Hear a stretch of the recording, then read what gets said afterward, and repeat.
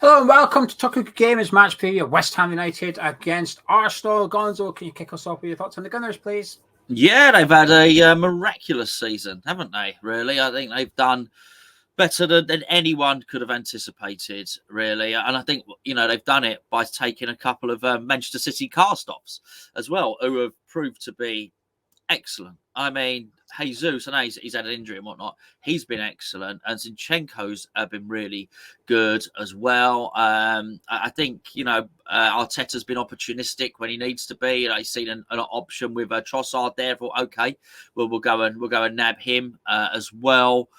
I think he's tactically been very good. That's really quite something to almost instantly make yourself.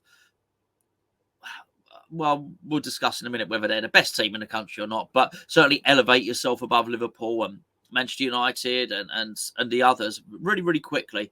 I think it's a testament to his management, really. And I think, you've got to suggest as well, he got a lot of stick, let's be fair, Kroenke for a while. I understand why he got it, but, he might have got it wrong there, the Arsenal fans, with their, criticism of him, because I think it did appear at the time he wanted to get rid of Usmanov. He did get rid of Usmanov, and I think he's picked the right manager. He's backed him.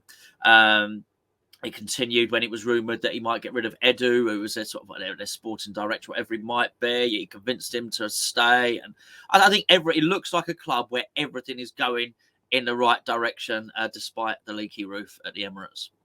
It's a club that had a plan, really. They've stuck with it, which is something you couldn't really say about Arsenal since Arsene left, actually. They felt a little bit all over the shop, a bit like what Man United have been perhaps until Ten Hag's coming up, really, where it's a little bit lack of direction, lack of authority, no real stability or anything. They took Arteta, and it wasn't a gamble. Listen, taking Arteta in to give me first managerial position was a gamble, and it's worked out, and they've stuck with him because it would have been easy to sort of say, we're not sure about this after 8th place finish in the Premier League. Well, we don't know about that one, but they backed him substantially in the transfer market. And actually, it's the complete opposite of what we're going through as West Ham fans this season, which is that is a club that identified exactly what they needed, went out and got exactly what the manager wanted to play, exactly the way the manager wants to play. And shock horror, it works. Whereas we've gone out and got players that doesn't really fit how the manager wants to play, and the manager doesn't really know how to use them. And we are seeing what's happened to West Ham. Whereas the opposite is Arsenal. Like you said, the Trossard signing in January was a brilliant signing for them. And Jorginho, while it hasn't quite worked out, kind of again a clever signing just to bring in, just to give them that cover in the middle of the pitch, just add a little bit of squad depth there, that experience. Who we know he can do it in big games. He's done it in big games for Chelsea and Italy. We know he can do that. To be your third choice centre midfielder, I don't think that's not a bad player to have sat there, kind of thing. Have a look at him and see if they want to make the move permanent or not. But I think there's a lot of things to be admired with the way Arsenal have gone about their business in the last couple of seasons, and what they have really done this year. And they're far better than I thought they'd be. I thought they'd get the top four, but a title challenge, no chance. I thought they were miles away from competing with Manchester City, but they've sped up a little bit. In a weird way, it reminds me of West Ham in a different way from a couple of seasons ago when we finished sixth and we didn't really expect to. It was like, no, now what do we do? Kind of thing. We've jumped ahead of the plan, if you like. Now it's a case of, well, what are you going to do, Arsenal? Because the pressure is on now. You've been underdogs all season, and I think they will remain underdogs till the end of the season. Sure. Even now, despite leading the Premier League table for so long, there's almost this expectation that Man City will still go on and win the title, despite being so close to the finishing line. So I still think they're the underdogs, and I think that helps them a little bit. Well, that won't be the case next season, regardless of whether they win the title this year or not, or they finish second. It doesn't matter. They will be one of the favourites for the title next year. They'll be in Champions League football instead of Europa League football. Now, it's a different test, and it's a new test, but that's where this summer gets a little bit interesting. Before we discuss Arsenal in the summer, let's do this season title race. Do you think they'll go on and win it? Because when we did the preview for the game at the Emirates, we both said we think Man City will go on and win it. Do you still hold that opinion, or? Well, I mean, they've got an easy run in, but they have to play Man City at Man City's ground, and they have to travel away to Newcastle. So I think it's going to be tough. I think it's going to be tough for them. That being said, I've also got they They play Brighton. Chelsea's going to be a rollover because obviously Lampard's in with them now. They're fine. Sorry, I just want to look. Just excuse me there. So final, just looking behind, the final game of the season's against Wolves. They play Southampton. They play us, which is going to be a couple of easy games from there as well. Forest's going to be an easy game. Well, it's going to be tight. It's going to be tight.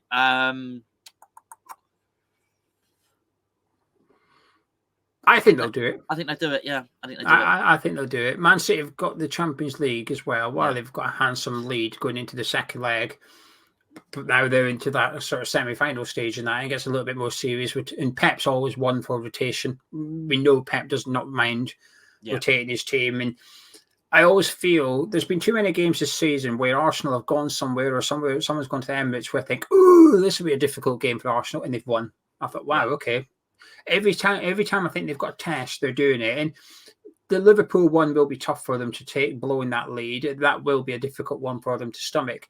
I actually think it might actually be exactly what they need for this title run. And just a reminder, and for Arteta as well. I thought he got the sub wrong, taking Odegaard off at the time he did at Liverpool. I think that might just teach Arteta something that he will use for the rest of the season, especially if they're playing Man City and somehow winning. He might think, I'm not going to do the same mistake as I did at Anfield. I think it's a good test for their squad, and I think you look at it, it's a very young team, and there's a lack of experience in there in these situations. So that what happened at Anfield will give them a different experience, and I think they can really learn from that and learn quickly. That this squad has shown this season they will learn from things really, really quick under Arteta. I think they'll go on and win the title, actually. Looking ahead to this summer, I mean, it feels like another big one. They've had a big spend up last summer, a big spend up the summer before, but it feels like they're on course for another big spend up, but it also feels sort of necessary as well. Yeah, but I mean, they're not going to have it. I think they're in good shape. They really are. I think the foundations are there. And they're really good. It's not like makes it sound like solid building blocks, makes it sound damns it with faint praise.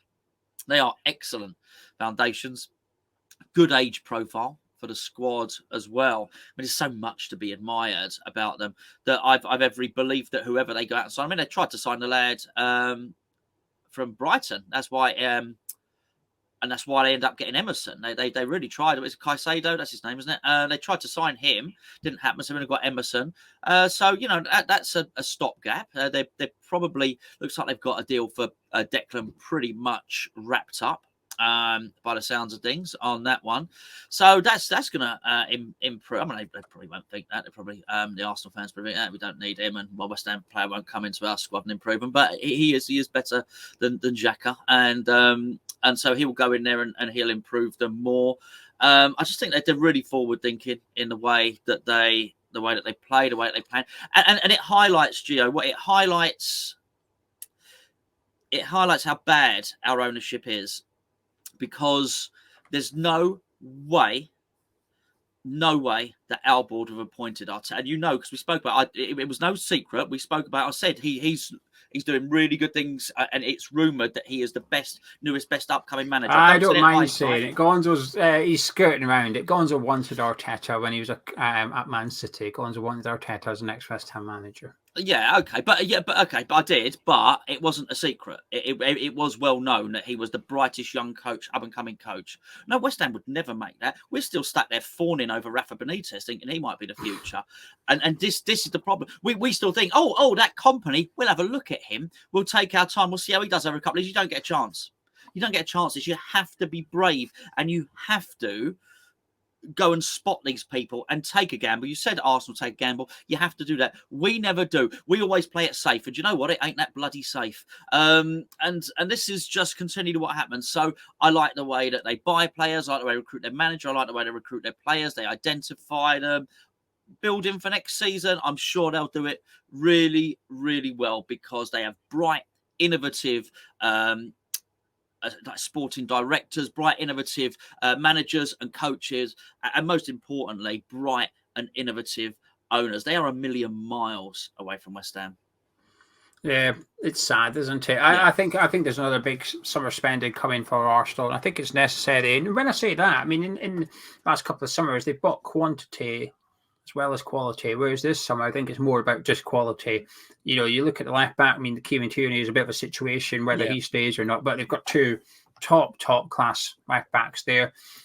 The attacking midfielder, we've not even seen Fabio Vieira this season. We've seen him in glimpses, but you're still waiting to see the emergence of him, kind of thing, and that will come. You know, Trossard's gone in there. They've got Jesus and Nketiah up front, so they're actually well stacked in quite a few positions. But like you said, if they can add Declan Rice and taking West Ham specs off for a minute, I think it's the perfect signing for Arsenal. Really, you're a 23-year-old English centre midfielder that's one of the best in the Premier League at his position, and then they have that English spine to their team with Ramsdale and goals, Saka on the right, Declan Rice in there as well. And it's just an incredible team littered with talent, really. But I do think it's a big summer because the pressure's on them next season. They can no longer play.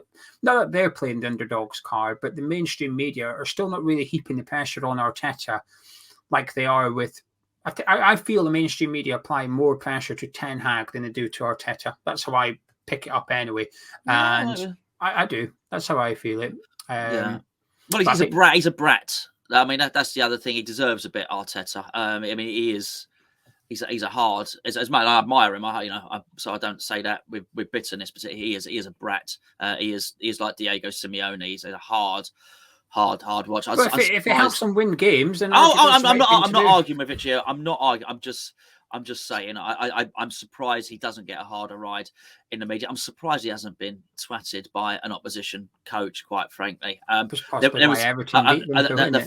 most hilarious thing I've seen. But so obviously, he had last season where actually he against West Ham, he dragged an injured player, onto the football pitch. Dragged him on, literally dragged him on. It should be a red card. I mean, it absolutely should be. Earlier on the season, they played Manchester United. Luke Shaw was running down and he went to take a throw in. Arteta grabbed him and pointed at him. He was saying, your foot's over the line. The irony is Arteta was out of his technical area. Arteta was over his line, grabbing Luke Shaw. I don't know how he gets away with some of the stuff he does. And he's a genius. He's a temperamental child, though, really. But he is a genius, and he's very good. I think the difference between him and what might get him over the line is he has utter beliefs in his system. Whereas when it gets to the end, Guardiola seems to doubt himself and he'll have a tweak up. And I don't think Arteta will. I think Arteta will really stick with what he's doing, have utter courage of his convictions and in his beliefs. But he's a mega talented manager.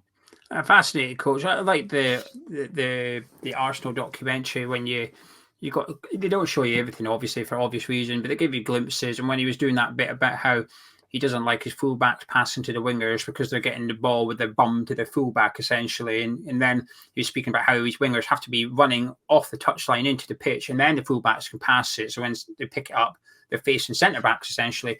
And then after that, whenever you watch Arsenal, all you see is Saka making these runs and then picking the ball up while doing the run. And you saw it against Liverpool when Saka made that run and Andy Robertson slipped, and it was just like, this guy's just it's something so simple. But then you watch West Ham do it, Sufal's passing it to Jared Bowen's feet, so Bowen's got his bum to the, and you're like, we're nowhere near on that. As a cerebral thinking, might send David Moyes technical coaching, but I mean they are light years apart. They really are, and of course the irony is he played under him. The last question on Arsenal, as always, please. Players you admire? I love watching Saka play. He's a special player, special personality. He comes across as a really, really good kid. Really good kid. Extremely talented. I really like Jesus. Isengard, we like a bit of him for your Tolkien fans out there. A little one there for you. He's really good. I mean, he's captain, isn't he? Yes, I know it's Odegaard, by the way. And I like the... Is it Saliba as his name? Is that it? Saliba, yeah. Good player. Good player. Robust. Good. Saliba! Yeah. So we like a bit of it, yeah, mate. Lots of good players. And then they got people that will, pull it out at the end, like, if you pardon the expression, like Ramsdale. It was pivotal in them, getting something in that game at Anfield, which is despite Liverpool's poor form this season, is still, not an easy place to go and get 8 points. And they got some great players. I could mention more, but yeah, there's 3 or 4 for you. Well, I've got a couple of different ones. First one, Xhaka. I think his redemption at Arsenal has been unbelievable. I mean, for a guy that looked like he was on his way out, captain, took off the shirt, threw it down, whatever, and that was it. It looked like it was the end. How do you come back from that? Well, he has done. But I think he's been fantastic this season. He's added goals to his game as well, which is not something I really thought he had to. And when I say goals, I don't mean 30-yard screamers, but he's always capable of a long-range effort when he first joined Arsenal. But now he's sort of popping up in the box in good positions. And that is probably what makes Arsenal incredible to some extent, that they do have goals all over the pitch. If their strikers aren't scoring, their attacking midfielders aren't scoring, which is unlikely. Even you've then got a Xhaka that's able to pop up. Where you look at our centre midfield, and obviously we used to have Souček, but at the minute we don't have that. We don't have goals coming from Declan Rice or even Lucas Paqueta, which is something Xhaka's providing. I think the way he's come back at Arsenal, made a name for himself, and feels like he's become a bit of a cult hero as well, I think is incredible. In that documentary, I could be wrong, I'm pretty sure he had his bags packed and he was ready, like the house was packed up ready to move kind of thing, and then he's to turn it around from that is what a testament to him as a man as well as a player, and also Arteta for sticking by him and giving him faith, I suppose. Martinelli is my favourite Arsenal player probably. I just think it's such an exciting talent, and he's not always the best. I don't think he's always the most composed. I think it was he that had the opportunity to play someone through at the very end at Anfield when it was 2-2 and he got his pass wrong. But he's fast, he's direct, he's brave, he's full of confidence, and he just puts me a nightmare. He terrifies me. I'm dreading watching Martinelli on Sunday up against whoever's playing right back. I think he's got all talent in the world. And I'm just going to finish off with Saka as well. I think he's bordering on world class. I hate using that term, as you know. I really use it, but I do think Saka's that good. The ability that kid's got at that age is unbelievable. And Arsenal are probably fortunate that they're doing as well as they are right now, because had they been competing for 5th and 6th in the league, you'd imagine the likes of Man City would be knocking on the door saying, how much is Saka, please, and we'll just pay whatever you want to, because that is who we need to replace Mahrez, because he works hard backwards as well as forward. But anyway, enough about Arsenal. Shall we discuss West Ham? Yeah, why not? Well, the team news for West Ham is that David Moyes has got pretty much a full squad to choose from. The only player missing will be Gianluca Scamacca. But other than that, assuming there was no injuries picked up in Belgium, David Moyes has got everybody else to select from for Sunday's game. So perhaps no excuses in that regards. But this is how me and Gonzo would like to see us line up, not how we think David Moyes will line up. Gonzo, would you like to kick us off? Your goalkeeper, please. Areola in goal for distribution purposes. Fabianski for me for goal saving purposes. Absolutely. Yeah. Stopping the ball hitting the net purposes. Yeah. We have been independently been playing with a back 4. Thursday night we saw a back 3. How would you like to line up in defence? It's going to have to be back 4. I can't trust any other centre. There's only 2 that I remotely trust for this game, so I don't want to put a third centre half in there, basically. What about you? Yeah, I completely agree. I'm basing this off. There's the problem with playing someone like Arsenal compared to other teams is there's very little evidence on how to beat them. There isn't. We go play Southampton 2 weeks ago. You could have went back and watched our last few games. When we played Fulham, they've lost 3 previous to that. You don't have to go far to see how to play against Fulham and how to beat Fulham. Well, there's not really that blueprint there for playing Arsenal. So you've got to go back, for me, you've got to go back to the start of February when Everton beat them and how they set up. And I'd almost want to mirror that as much as possible, because I thought Everton were good value for the win that day. Yes, it was a very Sean Dyche-esque performance, which is keep it tight, low block, try and get something on a set piece. But actually, I think that's how we're going to have to play on Sunday as well against Arsenal. And they played with a back 4 that game, so I would like to see a back 4. And I agree with you to some extent. I think we're just better at it. You know, we played a back 3 against Ghent and somehow looked defensively worse. Yeah. We had an extra defender and got worse, which is not a good sign. I think personnel, we'll have the same. So would you like to talk me through who you would like to see in the back 4? Well, Soufal at right back, and I would put Emerson at left back. So I don't want to see Saka running at Cresswell, quite frankly. And your centre backs? Oh, sorry. It was obvious. So Marog Bonner. Yeah, I completely agree. There was a temptation with Cresswell because I thought he had a good game against Fulham. However, weirdly enough, he tends to struggle with players cutting inside, doesn't he? It was Arsenal Remember Arsenal a couple of seasons ago now, Pepe did it, didn't he? Pepe kept cutting in and Creswell had to like scissor kick him at one point. He had to break Might have his been his leg. best. I don't know. I'm not an Arsenal fan, but might have been. They paid 70 million for that player, and I thought that was him. That was peak Pepe. Of course, who's going to do it against West Ham? Yeah, so I agree with you. Sufal, Zuma, Ogbonna, and Emerson. Moving into midfield. Downs and Rice sat shielding the back four, and I've just had enough. We have to offer something. If we play for a draw, we lose. We're probably going to lose anyway, so you might as well go for it, right? And I understand that doesn't mean you have to put 10 up front, all right? So we've got a back four there. You've got Downs and Rice back there. Now, what I would do with this formation is I would tweak it ever so slightly, which is when Arsenal are countering, when Arsenal are breaking on us, I'd say Downs stays more central and Rice drops over and helps Emerson a little bit. Okay, because I know Bowen will drop back and help out Sufal. But there are 6, but you could call that 6 defenders there. All I would just plead with, and when we haven't got the ball, the wingers are going to get back and help out. I would just plead with David Moyes to allow at least 4 players to attack during the game. This is what I would do. I think we're going to be under the cosh. I think they're going to have loads of possession, but if we're going to have to spring, counter-attack, we're going to have to do it quickly, and that's why I'll pick the team that I have. Who's the rest of your team then? Bowen on the right, Paqueta, Antonio on the left, and Cornet up front. Well, we've got 10 matching players. I've also would like to see Rice and Downs in midfield, and I've got Paqueta in there as well. But you get what I'm trying to say. Yeah. It's similar to yours. Bowen on the right, Cornet up front, but I've gone with Ben Ram on the left for the same reasons you have, actually. I want pace, I want directness. We will only attack with 3 players. Paqueta's in there to provide for the attacking players, but he's not going to go bombing down the middle of the park, getting involved in the play. And this is sort of how Everton played against him a little bit. When they got the ball, they were looking for the long ball. They were looking for hitting Calvert-Lewin on getting him involved, trying to get a little bit of pace down the wings and just see if they could do something. And at times it worked. It wasn't pretty, it wasn't nice, but they were trying to exploit the lack of numbers that Arsenal had defensively, tried to exploit the fact that Zinchenko often tucks in and comes into centre midfield. Right, who can have out on the right-hand side to try and take advantage of that? How can we get a little bit of pace down that side?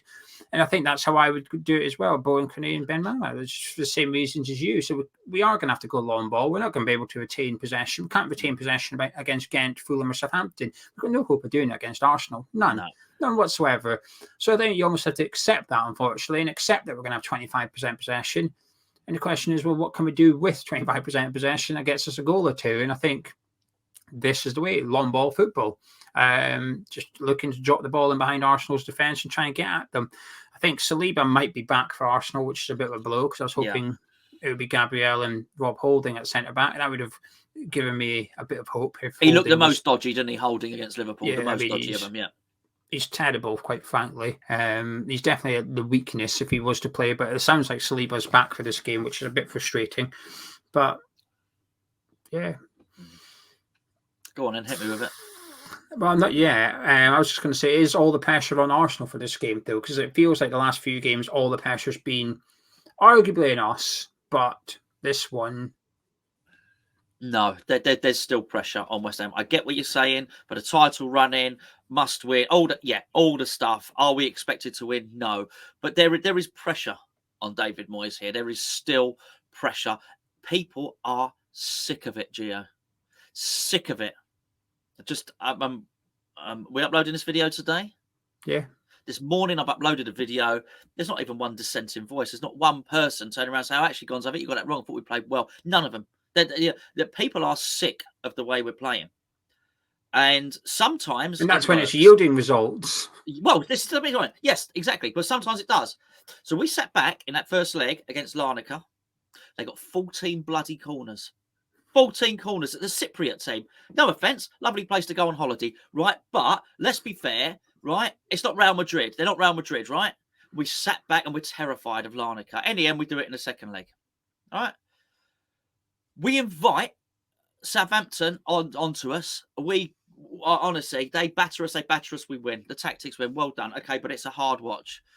We try and do it against Brighton. Brighton put 4 goals past us, and to be fair, it should have been 7, right? We do it against Newcastle. We'll sit back. Okay, we're going to keep it a bit tight. Well, we don't. We completely muck up, and they put 5 past us, and they should have scored another 2 in the last 10 minutes of that game as well, right? And they put 5 past us. So we're constantly saying to teams, "Go on, break us down, break us down." We did it to Fulham. Do you know what? Fulham couldn't. Larnaca couldn't. Southampton couldn't. But you keep inviting them onto you. You keep saying to people, "Come on, hit me." At some point, you're going to get knocked out, and that's what continually happens here. And the answer to your question about pressure, people are sick of it. There must be an immense pressure on David Moyes because, quite frankly, I think the fans are sick of seeing your team, mate. And that thing that he's been relying as a backup for the last little while, which is, actually, if I keep us up and we win in Europe, things will be all right. I think you lot have not ever. This is the sort of stuff I paraphrase, but he pretty much says you lot have probably never had it so good. Am I wrong in saying that? That's pretty much what he says, isn't it? Right? He does keep repeating about the last 2 years and saying, "Oh, West Ham fans aren't used to this" or something like that. And then he says, "Well, I'll tell you what, if I keep you up this season and we win in Europe, I think you'll struggle to find a better season." He says this sort of stuff. I paraphrase, but that's what he says. And I don't think that's washing anymore, because I think even the people that were backing him, you know what, actually, if we do win the Conference League, Moyes' got a point. Well, now people are looking at it thinking, "I'm not sure we will win the Conference League." And hold on a second, if we get a tonking for Arsenal, it's only 3 points in it, we could well be back down the bottom. So I do think there's massive pressure on Moyes as well, but for different reasons. You've got losers' pressure on David Moyes, and you've got winners' pressure on Arsenal and Mikel Arteta. I don't think there is. I think in order for pressure to be there, I think there's almost an expectation. I think expectation must be there in order for pressure to follow. And I think everybody is expecting us to get a hiding. I've seen people who are actually sort of not necessarily wanting Moyes sacked per se, predicting us to lose 3-0 on Sunday. Even they're like, we're not going to do anything. I'm dreading it. I'm absolutely dreading the game on Sunday. It would be very West Ham if you want for us to somehow nick a 1-0 win and cause problems up. We often do cause problems in title races and stuff like that. And we often do beat one of the big teams unexpectedly throughout the season. We've not really done it yet this season, so we're sort of waiting for that. But even that's gone. Even that hope of that little bit of magic, which we normally get, is gone. That's gone as well. I don't think there is any pressure on David Moyes going into this one. I don't think there's much pressure on West Ham, just because all the talk is about Arsenal and his title race, and that's the same for anybody that plays Arsenal. By the way, I think in 35 of their 38 games this season, Arsenal will be favourites, bar when they play Man City, maybe in an away game to Man United or something. Arsenal will be favourites. They'll be expected to win. So I think that, but sometimes that helps. I don't even think it does. I don't even think that benefits us in any way. And the problem is because we know what his team selection will involve. And I don't mind I'm sitting here talking about sitting back, low block, inviting pressure on, but I'm doing it with the hope that we've got an outlet, that we do have 3 players up there that when we do win it back, we can give it to them long and they can go make something happen. The problem is his team selection won't have that opportunity to break. I'm expecting Fornals to start. I'm expecting Antonio up front on his own, 20 yards away from anyone else. I'm expecting Souček in midfield. I can't even convince myself that Paqueta is going to start, because I've got a feeling he's going to play Downs in the number 10 position, because, well, we've got to defend from the front and all that. I'm dreading the lineup. I'm dreading the way that we play. I'm dreading the result. I'm really not looking forward to this. And I used to love games like this, because just that chance that you might nick something, and what a game it'll be. We can just nick it. It'll be such a good atmosphere and stuff. But even that's been sucked out of me. I don't even have hope for hope anymore. Yeah. How bad's that? Even that's gone. I think I know your answer, and I think you're going to know mine. But have you got any optimism? Never mind confidence. No. Have you got any? No. That has gone. That's been siphoned off. The confidence and the joy has been siphoned out. That's got to give people something to cheer about, and there's precious little. We are scraping. We are hanging on. We've already fallen over the side of the cliff, it feels, and we're hanging on by our fingernails, and the fingernails are breaking at the moment, and it's hard to enjoy that. It really, really, really is, and they are swashbuckling. They are brilliant, and it's hard to make a case tactically for how we score goals and keep them quiet. And I know though, because we've had it a lot recently, because it's the way I do get it, by the way. West Ham in this predicament makes fans fractious, and fans argue in the chat and stuff like that, and they get the ump that there's another negative video. But just, and there'll be someone on there that will say, "Oh, that was a cheery one, lad." Cheery, but that's not a counter argument. The counter argument, and this is what is never provided. The counter argument is, "Oh, actually, I think you're wrong, because by playing this formation, it will allow this to happen. Such and such will break forward. He'll score. We'll then revert back, and this is why we will beat Arsenal 2-0, or this is why we'll beat them 1. That's the counter argument. It's not just saying, "Oh, you lot are," It's because it is miserable. It really is. It is a pretty dour experience to watch a West Ham game at the moment, and I think it's just easier to say otherwise. But look, I'm struggling, and I would love to think that there was a positive way that we could get through. I think the only positive that we could possibly take for it, I can't make a case for us winning the game, and in fact anybody can, I would, and I'd love to read it, honestly, if somebody can, and it comes, it comes to fruition, absolutely fantastic. But I do think that possibly looking at it, if we don't get a Tonkin like Brighton or Newcastle, if we can keep it to 2-0, I think David Moyes will be absolutely delighted with that. And not only that, I think he'd be grateful. I think he'd be pleased. I think he'll shake Arteta's hand, no matter how badly Arteta's behaved towards the West Ham players during the game. I think David Moyes will gratefully shake Arteta's hand, and he'll go away and he'll take the 2-0 loss. And that's the best I can hope for. Do I think it'll be a 2-0 loss? No, I don't. I think we're going to get thrashed, actually. Yeah, I've got no optimism whatsoever. In order to have optimism, and just to say what you're saying, we're always ever done on here is be honest, and sometimes that honesty means we predict wins, and people, what are you on about, lads? We're going to get beat this weekend, kind of thing. And we predicted wins. You predicted a win against Fulham. We both predicted wins against Southampton. So we don't always sit here and just say we're going to get bumped or anything. We did both say we're going to get smashed by Newcastle, but it was 5-1. I'd suggest we were correct about that one. And it's hard not to think anything. In order to be optimistic, I need evidence. I need faith in his team selection. I need faith in his tactics. I need faith in the players carrying out his tactics. We're not even good at that at the minute, which is playing the way that Moyes wants to play. We can't even, we did defensively, we did against Fulham. Offensively, nothing. He took an own goal in order to separate the two sides. That was it, with a couple of chances in the last 10 minutes that we should have done better with. But that was a result of the game being 1-0, 10 minutes to go, and Fulham throwing the kitchen sink at us that allowed us to go there.